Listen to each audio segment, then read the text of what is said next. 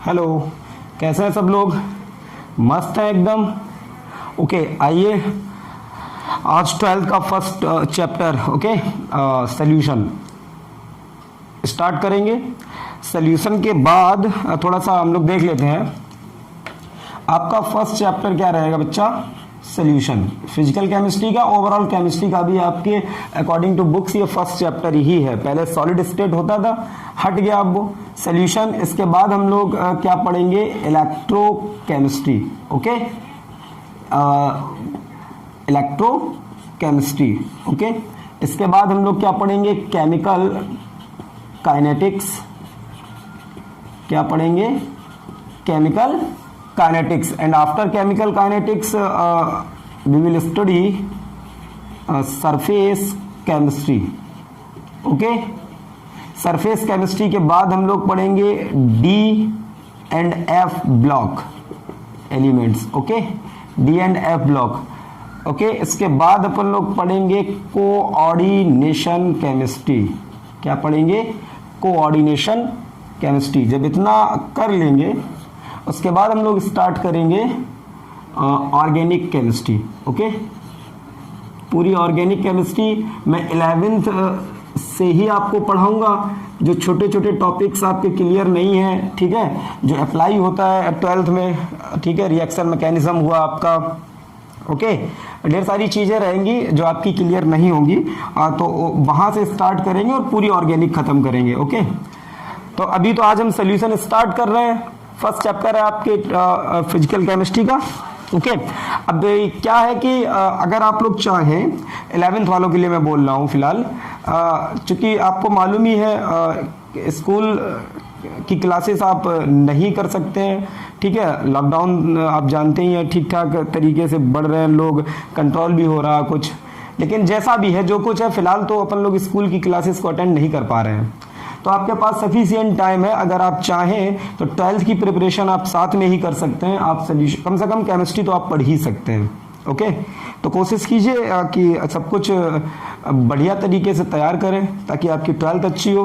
तो फिलहाल 12th का ये फर्स्ट टॉपिक हम लोग स्टार्ट करने जा रहे हैं, सॉल्यूशन। आ जाइए सारे लोग, नोटबुक रख लीजिए अपने पास, एक एक नोट्स आपको बनाना है, ठीक है, स्क्रीन पे चल रहे होंगे नोट्स, ठीक, आपको वो राइट डाउन करते रहना है। बाद बाकी जो मैं यहाँ लिख रहा हूँ, आपको बता रहा हूँ, समझा रहा हूँ, वो आपको समझना है। ओके, तो स्टार्ट कर रहे हैं सॉल्यूशन।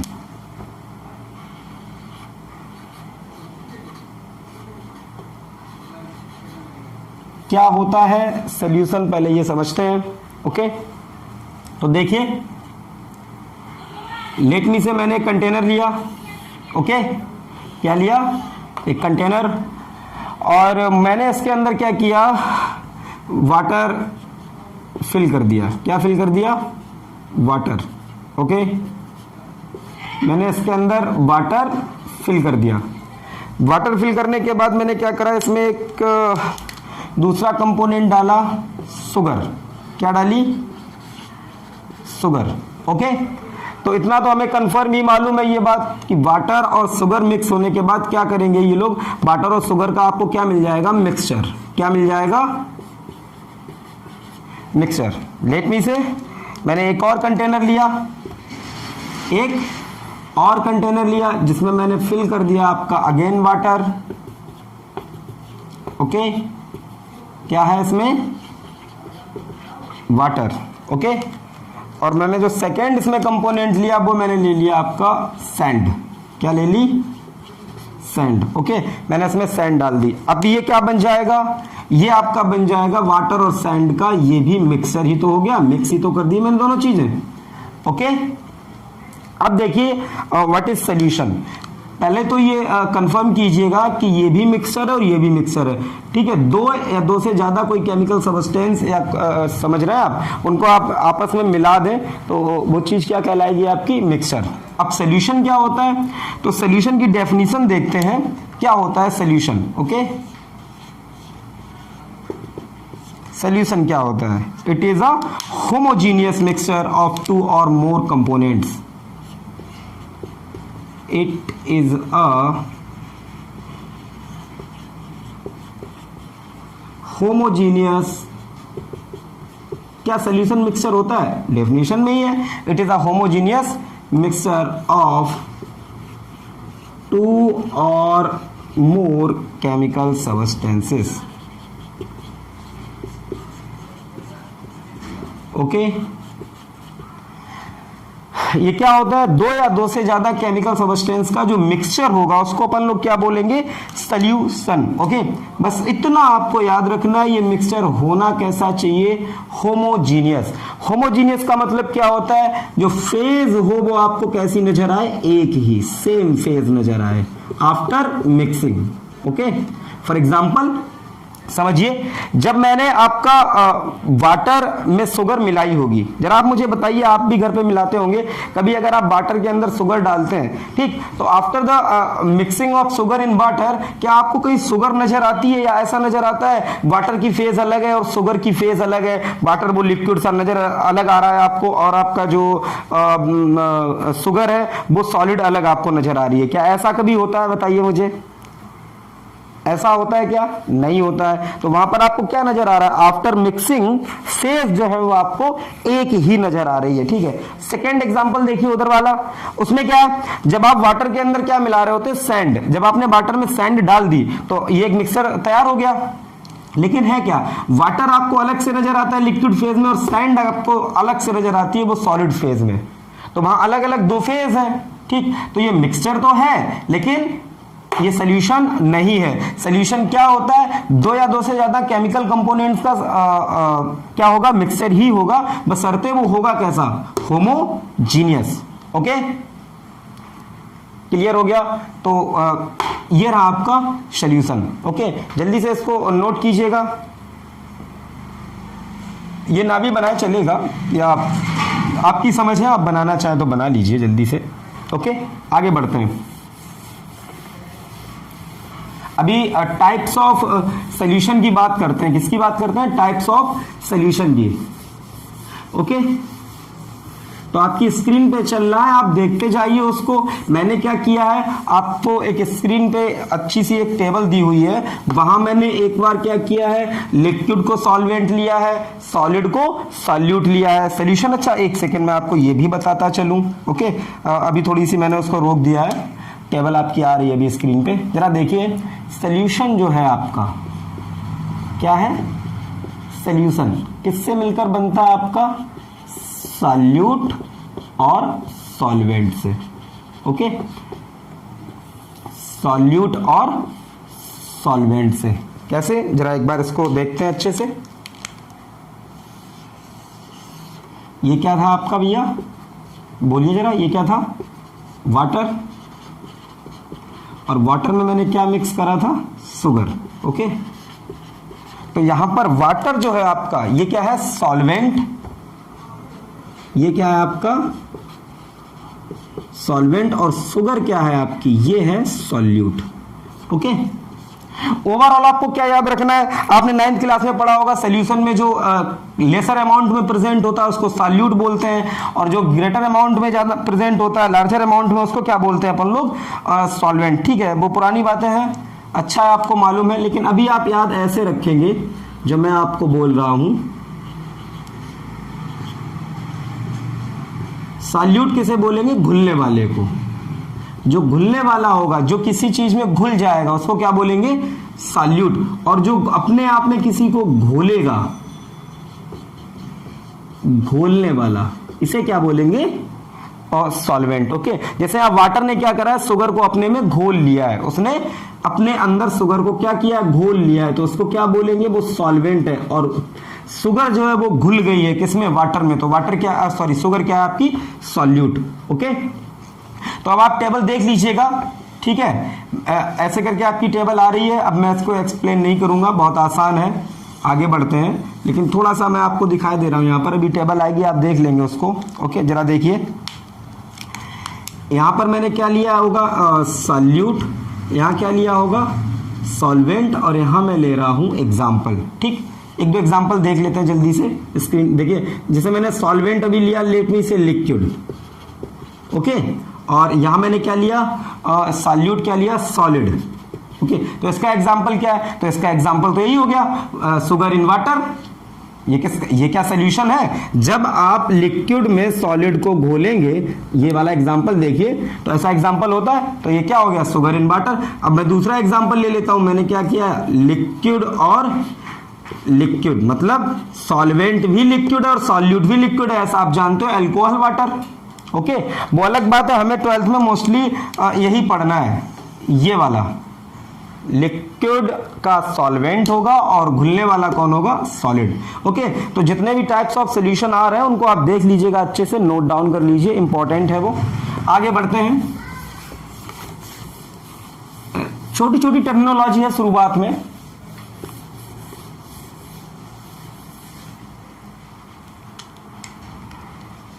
अब हेडिंग डालेंगे कंसंट्रेशन ऑफ सॉल्यूशन। क्या हेडिंग डालेंगे?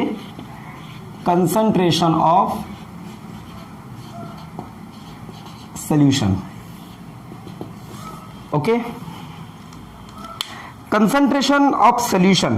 पहली चीज कि क्या होती है आपकी कंसंट्रेशन।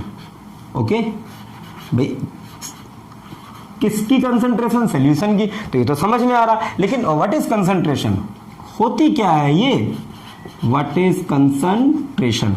ओके, अभी जब मैं आपको मैथमेटिकली एक्सप्लेन करूंगा तो आपको समझ में आ जाएगा कंसंट्रेशन क्या है। ओके, लेकिन फिलहाल हम समझते हैं अपनी भाषा में, केमिस्ट्री की भाषा में, कि what is a concentration. Okay, समझ लीजिएगा, किसी सॉल्यूशन की पहचान जिस चीज से हो, ठीक, वो ज्यादा तो कंसंट्रेशन ज्यादा। फॉर एग्जाम्पल, आप बताइए मुझे, आप शरबत पीते हैं ना, आप क्या करते हैं? आपने 1 गिलास वाटर लिया और इसमें लेट मी से आपने क्या कर दिया? 50 ग्राम आपने शुगर डाल दी। लेट मी से ये आपका 250 ग्राम या 250 ml मान सकते हैं आप, ठीक है, वाटर है। दूसरा मैंने एक सोल्यूशन बनाया, मैंने उसमें क्या किया? 250 ग्राम ही वाटर रखा और यहाँ पर 100 ग्राम क्या डाल दी? शुगर। ओके, अब मुझे बताइए, ये वाला शरबत ज्यादा मीठा होगा या नीचे वाला, ए वाला या बी वाला? ऑब्वियस सी बात है, बी वाला ज्यादा मीठा होगा। क्यों? क्योंकि उसमें सॉल्यूट का अमाउंट ज्यादा है। ठीक, चीनी शुगर जो है आपकी, वही तो आपके शरबत को मीठा कर रही है, और शरबत की पहचान होती किस चीज से? मीठेपन से। तो शरबत ज्यादा मीठा, that means highly concentrated. Okay, मिर्च आप जानते हैं, मिर्च जब आप खाते हो ना, तो मिर्च की पहचान तो तीखेपन से होती है। ठीक, मिर्च जितनी ज्यादा तीखी उतनी ही ज्यादा कंसंट्रेटेड। ओके, तो आज मैं ये बोल सकता हूं कि किसी भी सॉल्यूशन में सॉल्यूट का अमाउंट अगर ज्यादा है तो वो ज्यादा कंसंट्रेटेड होगा। ओके, और एक दूसरी चीज होती है डाइल्यूशन। क्या होती है? डाइल्यूशन। जैसे अब आपका सल्फ्यूरिक एसिड है, ठीक है, मान लो वो बहुत ज्यादा कंसंट्रेटेड है और आप क्या करते जाइए? उसमें पानी मिलाते जाइए, वाटर डालते जाइए, तो डाइल्यूशन होता जाएगा। ओके, तो कंसंट्रेशन ऑफ सॉल्यूशन को हम फिलहाल 2 तरीकों से पढ़ेंगे। एक तो पढ़ेंगे क्या? मोलैलिटी, और एक पढ़ेंगे क्या? Molality. Okay, what is molality? Molality क्या होती है? It is unit to express the concentration of solution. ये एक तरीका है सोल्यूशन की कंसंट्रेशन को एक्सप्लेन करने का। डरना नहीं है, डरना नहीं है। मोलैलिटी क्या होती है? ये एक तरीका है किसको? सोल्यूशन की कंसंट्रेशन को एक्सप्रेस करने का। ओके, देखते हैं मोलैलिटी क्या रहेगी आपकी? Number of moles of solute present in 1 liter of solution. Okay, what is molarity? 1 litre solution में जितने आपके सॉल्यूट के मोल्स प्रेजेंट होंगे उसको क्या बोलेंगे? मोलैरिटी। ये बात आपको याद रखनी है, 1 litre of solution. Okay, and molarity को देखो अपन लोग रिप्रेजेंट करते हैं किससे? कैपिटल M से। क्या हो जाएगा आपका formula? Number of moles of solute upon volume of solution in litre. ये याद रखना है, सॉल्यूशन का वॉल्यूम किस में आना चाहिए? होना चाहिए भैया लीटर में। ओके, अगर नहीं है तो आप उसे कन्वर्ट करेंगे। Okay, as it is what is molality? तो मोलैलिटी होती है आपकी number of moles of solute present in 1 kg of solvent. Again आपको यहां पर ये चीज याद रखनी है, यहां पर number of moles of solute होंगे, बट किसमें? 1 kg ऑफ सॉल्वेंट में। यहां भी number of moles of solute होंगे, बट 1 लीटर ऑफ सोल्यूशन में। Okay, and molality is represented by small m। Okay, क्या हो जाएगा यहां पर? Number of moles of solute. मेरे साथ अगर आप लिखते हैं, आप हमेशा स्क्रीनशॉट के ही चक्कर में ना करिए, बाद में स्क्रीनशॉट लेंगे। अभी हम रामायण सुन रहे हैं, ठीक है?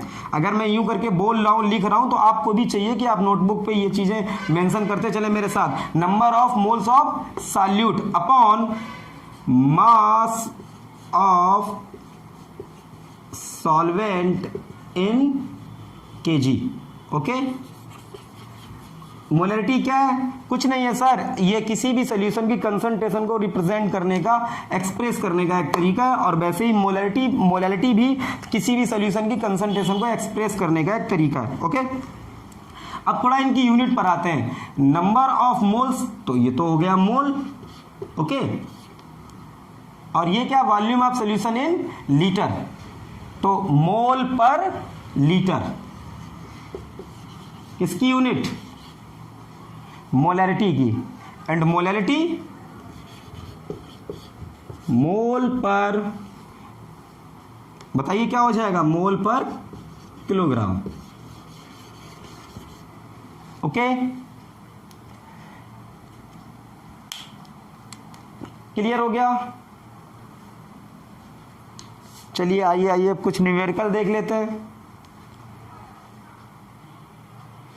नोट करिए, जल्दी से नोट कर लिया होगा आप लोगों ने। तो अब ये 2 क्वेश्चन देखते हैं। ओके, एक मोलैरिटी के ऊपर और एक मोलैलिटी के ऊपर। चलिए ये वाला पढ़ते हैं। Calculate the molarity of NaOH in the solution. Okay, NaOH की मोलैरिटी कैलकुलेट करनी है किसमें? सोल्यूशन में।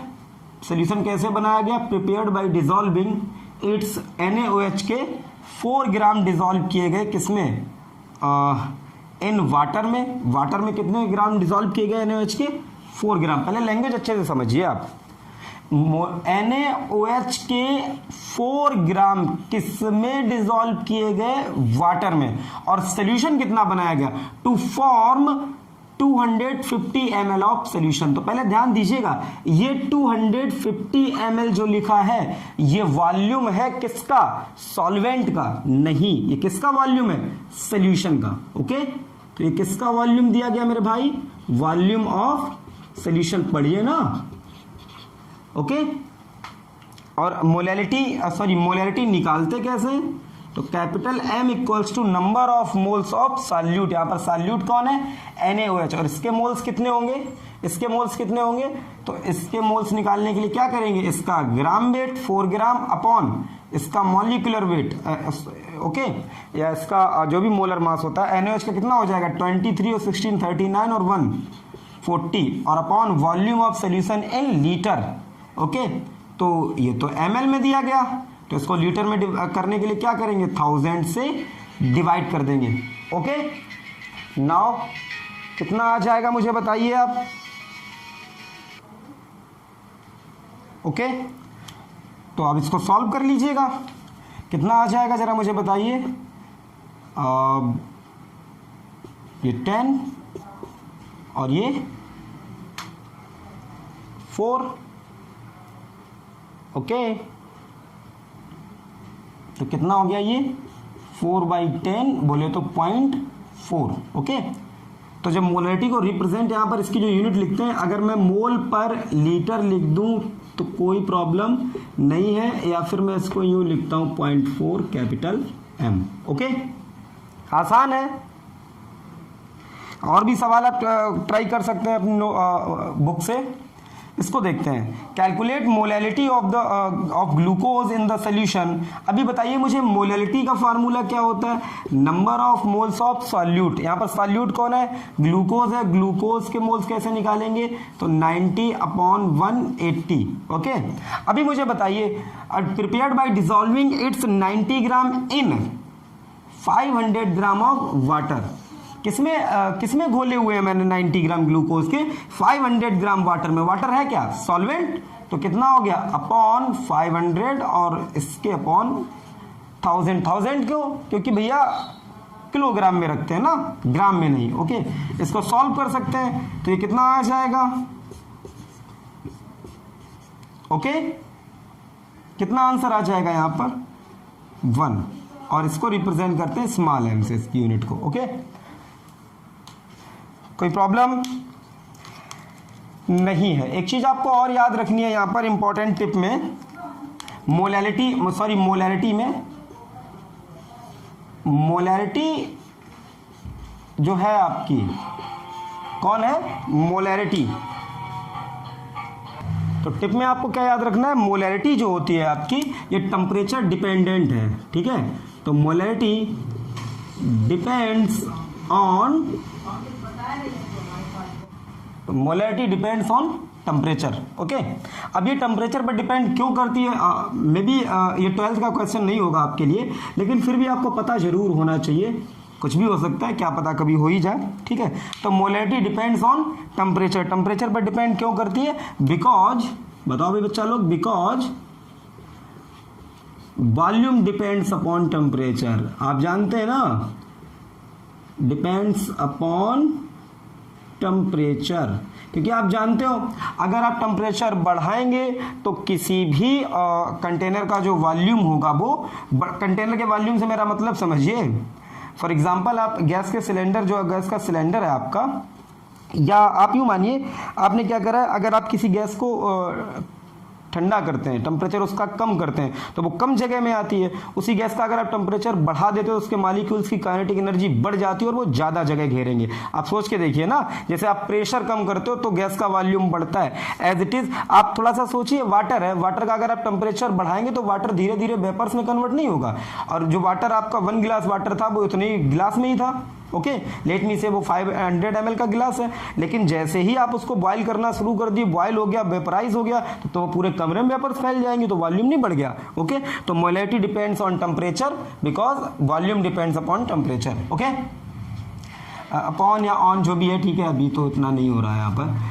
दूसरा क्या है, जो आपकी मोलैलिटी है वो टेम्परेचर पर डिपेंड नहीं करती है, क्योंकि किसी भी केमिकल सब्सटेंस का या सॉल्वेंट का आप ले लें, जो मास होगा, क्योंकि इसके फार्मूले में क्या आता है, moles of solute upon mass of solvent in KG. भाई किसी भी चीज़ का मास तो टेम्परेचर पर डिपेंड नहीं कर सकता। आप सोच के बताइए, 1 किलोग्राम वाटर है, आप टेम्परेचर कम कीजिए, ज़्यादा कीजिए, मास तो कम ज़्यादा नहीं हो जाएगा। 1 किलोग्राम का ना तो 1.5 kg हो जाएगा, ना 0.5 kg रह जाएगा। वॉल्यूम बढ़ या घट सकता है, ठीक है, मास बढ़ या घट नहीं सकता। तो मोलैरिटी जो है आपकी वो टेम्परेचर पर डिपेंड करती है, मोलैलिटी टेम्परेचर इंडिपेंडेंट है। तो कल को आपसे पूछा जाएगा which one is better unit for expressing the concentration of solution, then answer will be molarity. Okay, note कीजिए जल्दी से, नेक्स्ट क्वेश्चन देखते हैं, जल्दी से नोट कीजिए, 2 क्वेश्चन और देखते हैं, इसके बाद आगे बढ़ेंगे। ओके, आपकी प्रैक्टिस के लिए मैं करा रहा हूं, सिर्फ आपकी प्रैक्टिस के लिए करा रहा हूँ, बाद बाकी अपनी बुक से आप 12th ABC लीजिए, ठीक है, वहाँ ढेर सारे न्यूमेरिकल्स हैं, आप उनको अटेम्प्ट कर सकते हैं। अगर कोई प्रॉब्लम है, ठीक, देन आस्क मी। चलिए इस क्वेश्चन को देखिए अच्छे से। कैलकुलेट, क्या है आपका यहाँ पर, कैलकुलेट डेंसिटी, सॉरी डेंसिटी तो यहाँ पर गिवन ही है आपको। ओके, क्या पूछा गया है, कैलकुलेट मोलैलिटी। सुनिएगा क्वेश्चन को अच्छे से समझिए आप, देखिए बढ़िया न्यूमेरिकल है। The density of 3 molar solution of NaCl is, okay, एक सोल्यूशन है जिसकी मोलैरिटी कितनी है, ये कैपिटल M क्या रिप्रेजेंट कर रहे हैं यहाँ पर, मोलैरिटी। ओके, तो एक सोल्यूशन है जिसकी मोलैरिटी कितनी है, 3 मोलर।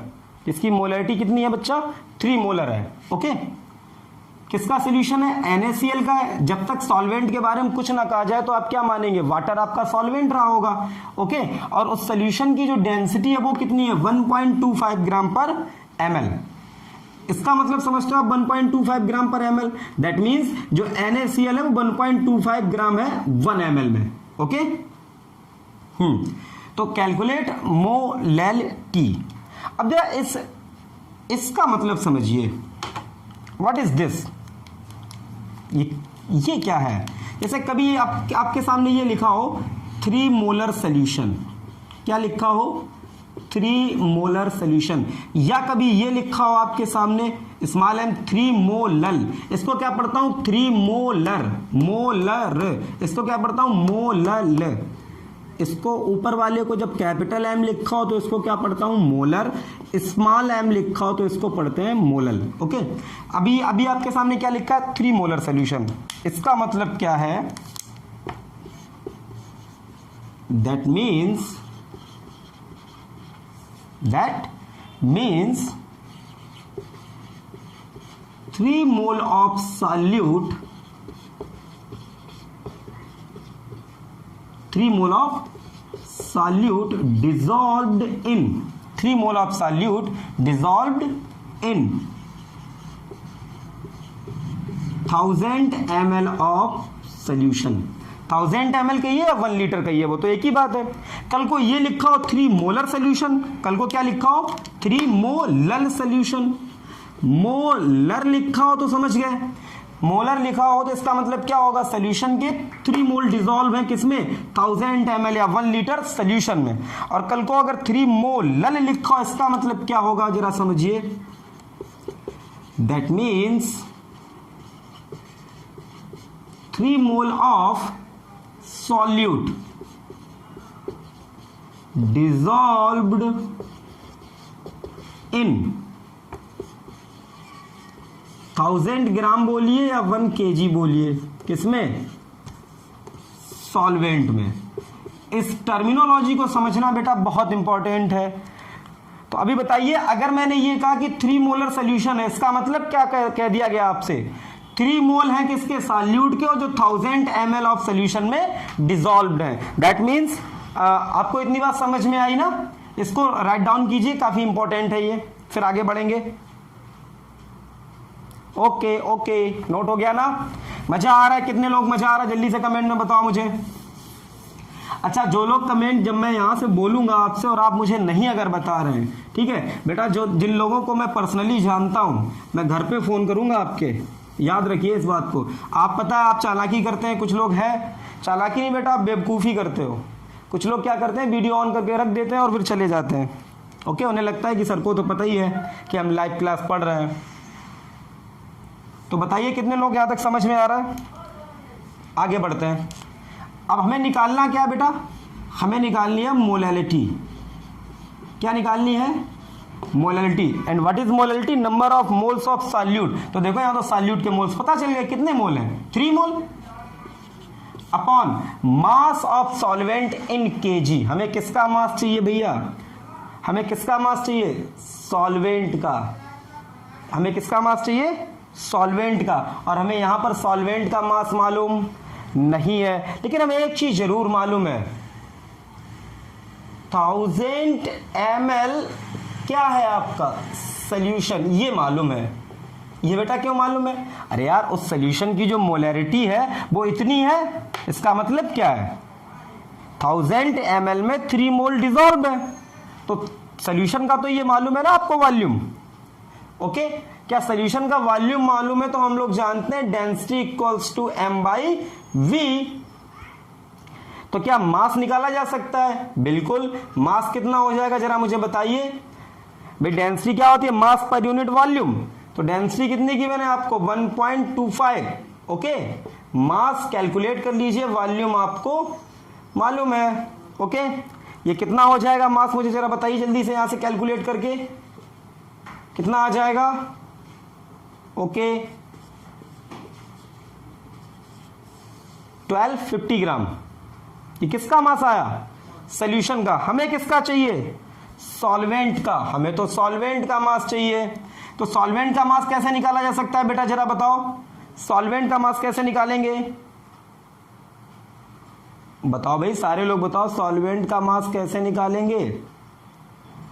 तो सॉल्वेंट का मास निकालने के लिए भाई हमें मालूम है ना, जरा देखो यहां पर, हमें मालूम है, हमें क्या मालूम है, सॉल्यूशन इक्वल्स टू क्या होता है, सॉल्यूट प्लस सॉल्वेंट। सॉल्यूशन का मास मालूम है कितना है, 1250 ग्राम। सॉल्यूट, अगर हमें सॉल्यूट का पता चल जाए तो मस्त एकदम, और सॉल्यूट का मास हम निकाल सकते हैं। कैसे बताओ, सॉल्यूट के मोल्स कितने हैं, 3 मोल्स, और मोल्स इक्वल्स टू क्या होता है, gram weight upon molar mass, और इसका मोलर मास कितना है भैया, 58.5, Na का 23 और क्लोरीन का 35.5। तो क्या आपका यहां पर निकल आया किसका, ग्राम वेट, किसका निकल आया ग्राम वेट, किसका मास निकल आया, सॉल्यूट का। कितना हो जाएगा, इसका मल्टीप्लाई करवाइए जरा, 58.5 का किस में मल्टीप्लाई करवाएंगे, 3 में, कितना आ जाएगा मुझे बताइए, 175.5 ग्राम। ओके, तो ये कितना हो गया, 175.5 और प्लस सॉल्वेंट, तो क्या यहां से सॉल्वेंट का निकाल लेंगे। ओके, सॉल्वेंट का जो भी मास आ जाए उसको यहां रखिए और अपॉन में क्या कर देना, 1000, आंसर आ जाएगा। Okay, that's your part. आगे बढ़ते हैं,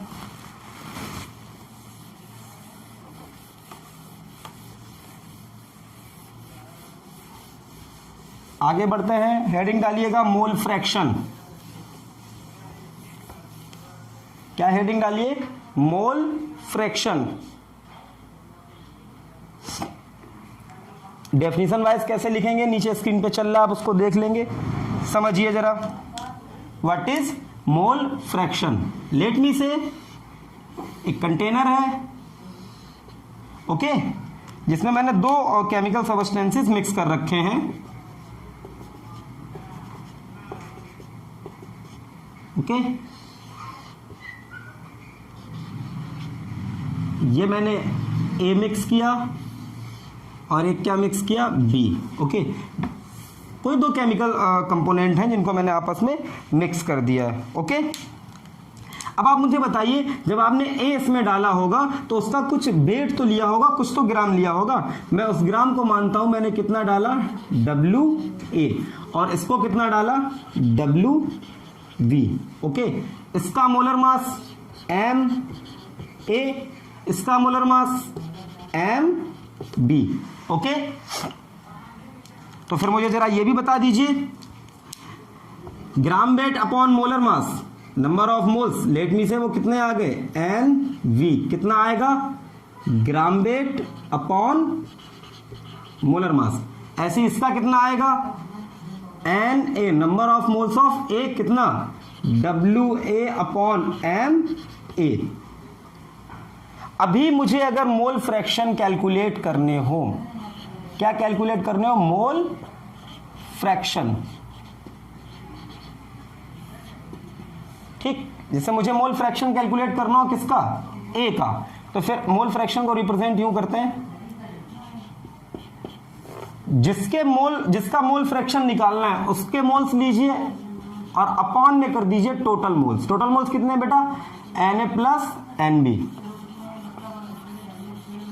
okay, for example mole fraction of B वाले कंपोनेंट के मोल फ्रैक्शन निकालने तो क्या करेंगे, moles of B upon total moles, Na plus NV।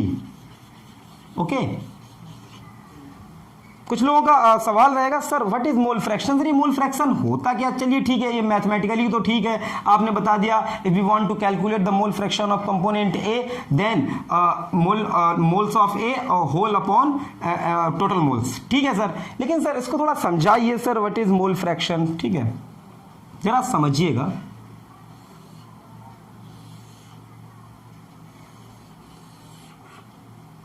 अच्छे से, लेट मी से, ये कहा, मतलब ये कोई एक खेत है और खेत में आप जानते हैं ना, लेट मी से ये कितना खेत है, ये है 12 बीघा। बीघा समझते हो ना, अरे एक यूनिट होती है। ओके, और ये कहा गया कोई एक बंदा है एक्स, लेट मी से, उसके 2 बच्चे हैं, ए है और बी है। ओके, ये कहा गया जिसकी एजुकेशन ज़्यादा होगी उसको उसी के रेशियो में आपको मिलेगा खेत। Okay, for example let me से इसकी एजुकेशन कितनी है, ये पढ़ा है 12th क्लास तक, और ये कितना पढ़ा है, ये पढ़ा है मेरे भाई 6th क्लास तक। ठीक, ये सब भूल जाइए, बस इतना याद रखिए 12 बीघा है।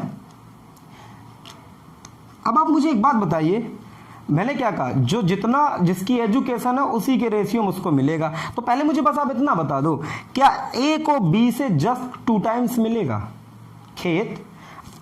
क्लियर है? अच्छा, गुड। अगर मैं इस 12 के 3 हिस्से करूं, 4 4 4 करे मैंने, तो बताओ अब 2 पार्ट तो इसे मिल जाएंगे, तो ये कितना हो गया 8, ये कितना रह गया 4। तो बताओ इसको कितना मिला 8, इसको कितना मिला 4। अच्छे समझिए, ये एक खेत था, इसके 8 पार्ट किसे मिल गए, इसे, और 4 पार्ट किसे मिले, इसे। अकॉर्डिंग टू क्वालिफिकेशन, जिसकी क्वालिफिकेशन ज्यादा उसको ज्यादा। यहां देखने से मुझे ये लग रहा है इसकी जस्ट 2 टाइम्स है, तो इसको 2 टाइम्स मिल गया। लेकिन तू सोच के बता, अगर जब तू इसे जोड़ेगा तो कितना आएगा, तब तो पूरा एक ही खेत आएगा 12। ओके, ये बात समझ में आ रही है? तो ऐसे ही यहां पर मोल फ्रैक्शन आपको क्या बताता है, किसी भी सॉल्यूशन के अंदर, जैसे लेट मी से आपने ए का मोल फ्रैक्शन निकाला और ए का मोल फ्रैक्शन ज्यादा आया, दैट मींस सॉल्यूशन में ए ज्यादा अमाउंट में प्रेजेंट है और बी कम अमाउंट में प्रेजेंट है। बस वो दिखाते हम लोग कैसे, फ्रैक्शन में। ओके, फ्रैक्शन, अब आप जानते हो किसी भी चीज का फ्रैक्शन जो होगा, ठीक है, कोई एक चीज है उसके आप चाहे 10 लाख टुकड़े कर दीजिए, ओवरऑल जुड़ने के बाद तो बन ही आएगा। तो ऑलवेज नोट करके रखिएगा, mole fraction of A plus mole fraction of B कितना आएगा, ऑलवेज 1। यहां चाहे 10 कंपोनेंट हो तब भी mole fraction of A, mole fraction of B, mole fraction of C कितना आएगा, 1 ही। आप सोच के देखिए ना, किसी एक घर में 10 बच्चे हैं, सबको अलग अलग मकान है, सबको अलग अलग हिस्सा मिल रहा है। ठीक, अब हो सकता है एजुकेशन के हिसाब से दें या उम्र के हिसाब से दें, तो किसी को ज्यादा किसी को कम। ठीक, तो उस मकान का जो फ्रैक्शन होगा, कुछ फ्रैक्शन किसी को मिलेगा, कुछ फ्रैक्शन किसी को मिलेगा, लेट मी से किसी को ज्यादा फ्रैक्शन मिलेगा, किसी को कम। लेकिन ओवरऑल जब सारे फ्रैक्शन जोड़ोगे तो पूरा एक ही मकान तो आएगा। ठीक, तो इस बात को नोट कीजिए जल्दी से।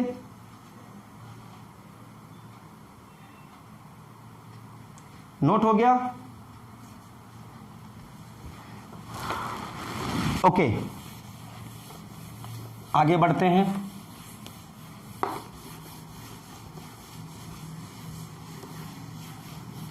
अभी जो न्यूमेरिकल्स आपकी स्क्रीन पर आ रहे हैं मोल फ्रैक्शन को लेके, कंसंट्रेशन ऑफ सॉल्यूशन को लेके, इनको आप घर पे ट्राई कीजिए। ओके,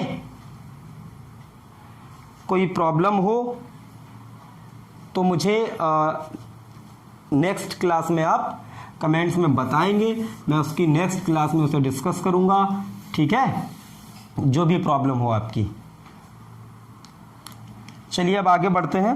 अब देखिए, सॉल्यूशन पढ़ने से पहले हमें जो सबसे जरूरी चीज पढ़नी पड़ेगी वो है वेपर प्रेशर। क्या है बच्चा? Vapour pressure. बिल्कुल घबराइए मत। Okay, vapour pressure. What is vapour pressure? तो जरा वर्ड से ही समझते हैं इससे। Vapour pressure that means vapour का प्रेशर जो होगा उसको बोलेंगे वेपर प्रेशर। हालांकि ये बड़ी अजीब है बात, लेकिन थोड़ा समझिएगा, थोड़ा सा हम लोग कठिन नहीं कर रहे हैं इन सब चीज़ों को। ठीक है, बहुत हाई फाई नहीं कर रहे, बहुत परेशान कर रहे हैं हमें, ओहो हम 12th का सोल्यूशन पढ़ रहे हैं, पता नहीं हमारे साथ क्या होने वाला है। ठीक, इतनी कठिन पढ़ाई लिखाई तो आज तक किसी ने की नहीं हमारे अलावा। ठीक, तो ऐसा फालतू का भाव ही नहीं आना है आप लोगों को, बस ये मानना सब कुछ आसान है, हमसे पहले भी लोग पढ़ के गए, हम भी पढ़ लेंगे। तो वेपर प्रेशर क्या होता है? वेपर का जो प्रेशर होगा, वेपर्स का जो प्रेशर होगा उनको ही बोलेंगे, उसको ही बोलेंगे वेपर प्रेशर। ठीक, समझते हैं जरा। एक्चुअल डेफिनेशन आपकी फिर नीचे चल रही है, आप उसको नोट कर सकते हैं, थोड़ा समझिए।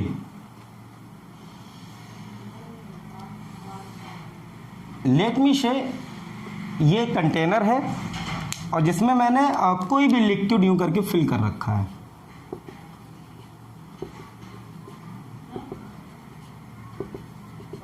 ओके, अभी आप मुझे ये बताइए, अगर जैसे आप इसको अगर अपनी छत पे रख दें जाके, तो क्या ये खुद ब खुद एवोपरेट होना शुरू होगा? एवोपरेट होना शुरू बिल्कुल होगा। वो अलग बात है अगर ये वाटर है तो थोड़ा सा कम एवोपरेट होगा। ओके, पेट्रोल हुई तो बहुत जल्दी एवोपरेट होगा, ये तो आप जानते ही हो। अल्कोहल है वो भी जल्दी एवोपरेट होगा। लेकिन अगर मैं ये सब ना देखूं कि ये वाटर है, आपका पेट्रोल है या कोई अल्कोहल है, आप तो बस ये मानिएगा कि एक लिक्विड है, तो क्या ये एवोपरेट होगा? बिल्कुल होगा। लेट मी से मैंने यहाँ पर एक यूं करके प्लेट लगा दी। ओके, अब जब ये एवोपरेट हो रहा होगा तो इसकी वेपर्स यूं करके ऊपर जा रही होंगी। बताइए मुझे, इसकी वेपर्स यूं करके ऊपर जा रही होंगी? बिल्कुल अच्छी बात है, यूं करके ऊपर जा रही होंगी। ओके, ये क्या है आपका?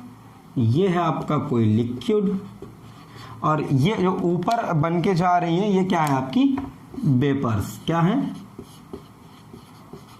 वेपर्स। लेट मी से अगर मैंने इसको ऊपर से ढक दिया है तो क्या होगा? ये वेपर्स इससे टकराएंगी और टकराने के बाद ये नीचे यूं करके लौटना शुरू कर देंगी। ऐसा तो आपने देखा है ना। अरे कभी आप घर पे चाय वाय बनाते हैं तो आपने देखा होगा, हालांकि वो तो हम लोग ज़बरदस्ती उसको बॉईल कराते हैं, लेकिन इतना तो आपने ऑब्जर्व किया होगा कि आपके प्लेट के ऊपर जाके जो वेपर्स टकराती हैं, अगर प्लेट ना हो तब तो वो ऊपर चली जाएंगी, और अगर प्लेट है तो उससे टकरा के क्या होने लगती हैं? धीरे धीरे नीचे गिरना शुरू हो जाती हैं। तो अभी क्या होगा? लिक्विड से वेपर्स बन रही हैं और वेपर्स से क्या बन रहा है? लिक्विड। तो इन दोनों के बीच क्या आ जाएगा? एक इक्विलिब्रियम। एक टाइम बाद ऐसा होगा, rate of change of liquid into vapours is equal to rate of change of vapours into liquid. उस टाइम पर जो ये वेपर्स इस प्लेट के ऊपर जो प्रेशर लगा रही होंगी उसको बोलेंगे vapour pressure. Okay, at equilibrium between